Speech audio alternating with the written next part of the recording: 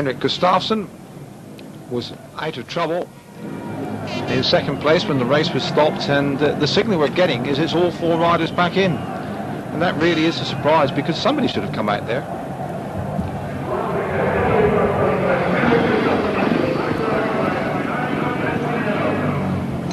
Well, back here in the pits, there's the Sledge machine, and they still haven't got that front wheel out as yet, and looks as if they're having problems getting it out. It may well be that the front forks, which you can see in shot there, have been damaged, and I'm sure that he's going to have to change machinery for the rerun.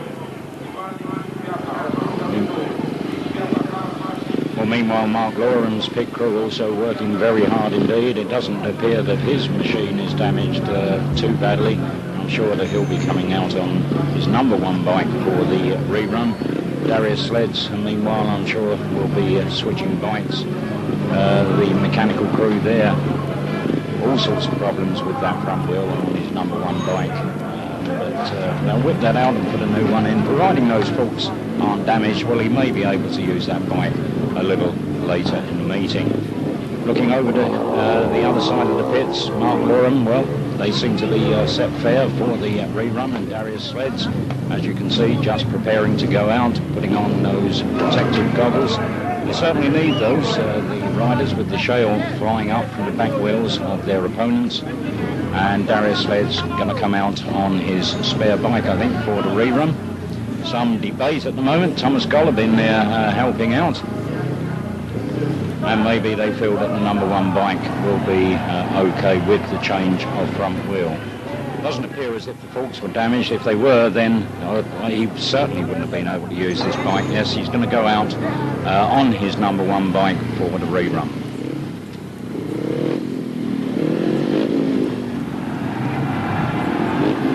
There's Darius Sledge. It looked as though they just fitted a new front wheel into the frame. Although he must be worried about it. It may well be bent. On the inside then, Tony Rickardsson. Next to him, Henrik Gustafsson. Fortunately, Mark Loram gets back in the restart. And on the outside is Darius Sledge. The cheerleaders with their tassels are in front of them. I'm not quite sure what purpose they are serving. I think perhaps it would inspire the lads more than they had Dolly Parton there.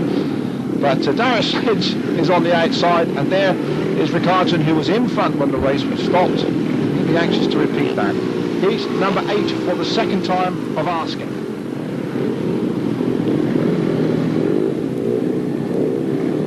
We're looking from the solenoid of the tapes. That's Mark Loram, and Loram has got a flyer. Loram's away, and that really was, again, a textbook start from Mark Loram. He's in front. Second place is Rickardsson, the reigning world champion. Third place is Henrik Gustafsson. And Mark Loram must be thanking Providence that he's back in this race, because he was involved in the incident which stopped the race. It was after the first corner, and maybe Grand Prix regulations are a little bit more lax than in conventional speedway. But here comes Tony Rickardsson, and this is the kind of challenge, the kind of audacity we've grown to know and love from Henrik Gustafsson. He'll whip out into the dirt, he'll swing around to try and find a line to get past the flying Mark Loram, who's really riding right out of his boots for Britain at the moment. Won his first race. Looks good here, although he has got Tony the Tiger on his tail. He looks to have his measure. In third place it is Gustafsson, a long way back, what, 30 lengths behind Mark Loram. And these are encouraging signs for the Brits, because Mark Loram takes the checker flag at 6 points. He's looking good for the A final. Second place is Rickardsson, who is yet to win. That is a surprise. And in third place it was Henrik Gustafsson. But Mark Loram is keeping the old British line roaring.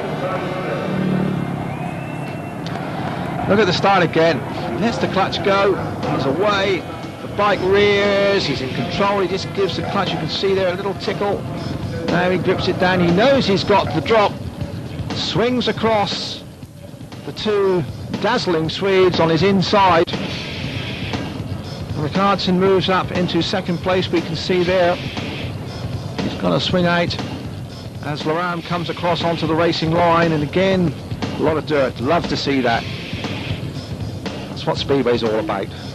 Flying dirt, flying machines, flying men. Henrik Gustafsson being chopped down on the line. And although Tony Rickardsson characteristically challenged and looked for a way past, Loram really is smoking. Here comes Rickardsson, and there just isn't enough dirt out there yet. It may well become deeper out there as the meeting unfolds. We're at heat 8. They've all done 2 races now.